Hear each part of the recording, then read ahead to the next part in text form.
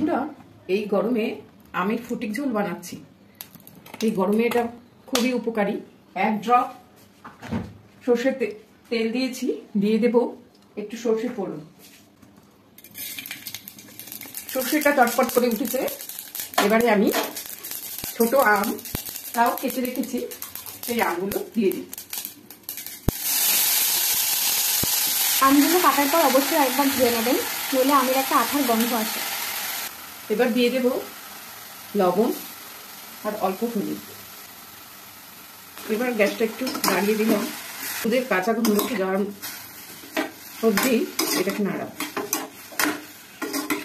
তারপর জল দিয়ে দেব, মিষ্টি দেব খুব সামান্য, না দিলেও হয়। এবারে আমি জল দিয়ে দিলাম। এর ঝোলটাই খুব উপকারী, তাই একটু বেশি করেই জল দেবে। গরমকালে বন্ধুরা তোমাদের শরীর মন একেবারে ঠান্ডা করে দেবে এই আমের ফটিক ঝোল। দেখো বন্ধুরা, আমটা সিদ্ধ হয়ে গেছে। 1 চামচ চিনি দিলাম, ব্যাস। গ্যাসটা লোতে রেখেই তো এটাকে ফোটানো হয়েছে, নাকি হাই করে? না, গ্যাসটা হাই করে ফুটিয়েছি। আমটা আমটা গলে যাওয়া পর্যন্ত। চিনিটা গলে গেলেই আমের ফটিক ঝোল একদম রেডি।